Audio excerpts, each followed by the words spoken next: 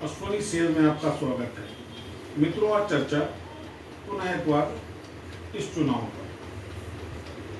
जिस तरीके से 400 पार का आह्वान है भाजपा सरकार का, लेकिन वो कमोबेश पूरा होता नहीं दिख रहा। मिरेकल भी हो सकता है, अभी कई चरण के चुनाव बाकी हैं, लेकिन हाल फिलहाल मोदी के इस आह्वान पर कि अब की बार 400 पार, सबसे बड़ा जो कांटा आ रहा है वो आ रहा है बढ़ती हुई महंगाई का। मोदी सरकार ने जिस तरीके से निःशुल्क वितरण पर जोर दिया, इतना अगर इन्होंने वास्तव में जन कल्याण का भाव रखते हुए टैक्सेशन स्लैब कम किया होता, मिडिल क्लास को राहत दी होती, तो शायद वोट प्रतिशत भी ज़्यादा होता और मोदी के लिए 400 का रास्ता बड़ा सरल और सुगम होता। लेकिन नहीं, ये हो भी सकता है क्योंकि जिस तरीके से कांग्रेस के नेता अनर्गल बयानबाजी कर रहे हैं, जैसा कल एक बयान मणिशंकर अय्यर का आया, इससे भी कांग्रेस के पक्ष में माहौल बिगड़ा है।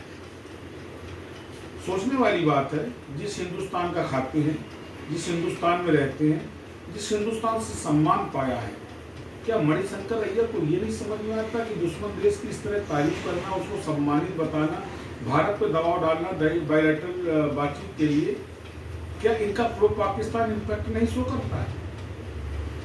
बहुत गंभीर है। कांग्रेस को विनाश की तरफ ले जाने में सबसे बड़ा रोल ऐसे ही नेताओं का है, जिसमें प्रमुख है मणिशंकर अय्यर, सलमान खुर्शीद, चिदम्बरम, इस तरीके के वो तमाम नेता जो कभी न कभी कुछ ऐसा अनर्गल बयान देते हैं जिससे कांग्रेस की छवि जनमानस में एंटी हिंदुस्तान हो रही है। मोहब्बत की बात करना और मोहब्बत करना ये अलग अलग चीजें हैं। बात तो राहुल खूब कर रहे हैं, मोहब्बत की तथाकथित दुकान चला रहे हैं, पर खुद सोचिए, आज से कुछ दिन पूर्व नेशनल चैनलों में एक फोटो वायरल हुई थी जिसमें दक्षिण की एक सभा में राहुल को मोमेंटो के रूप में राम की प्रतिमूर्ति दी गई और राहुल ने लेने से इनकार किया। प्रियंका जी का एक बयान था, राम सबके हैं, पर प्रियंका जी ये ना बता पाई आज तक कि वो 22 वकील किसके थे जो राम मंदिर के विरोध में थे।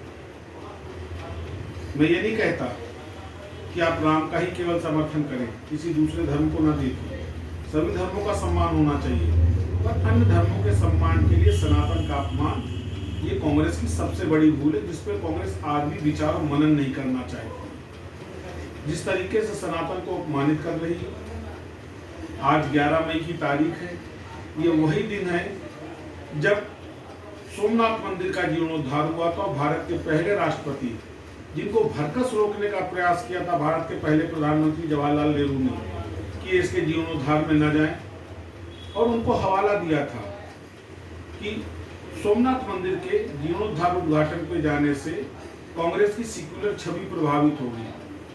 और बड़ा सुंदर जवाब दिया था तत्कालीन राष्ट्रपति डॉक्टर राजेंद्र प्रसाद ने कि हम मस्जिदों में भी तो जाते हैं, हम गिरजाघरों में भी तो जाते हैं, तो मंदिर में ही जाने में सेक्युलर छवि कहाँ से प्रभावित हो रही है?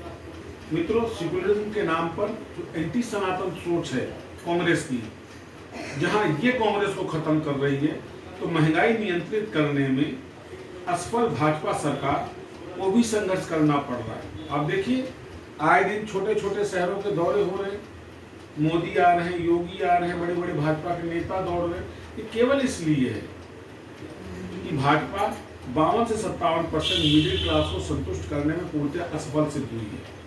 फ्री का वितरण तो बहुत हुआ है, आप आजकल एक विज्ञापन भी देख रहे होंगे, एक महिला हाथ दिखाती है, मेरे वोट ने मुझको 5 किलो राशन दिया। तो क्या ये वोट की कीमत नहीं है?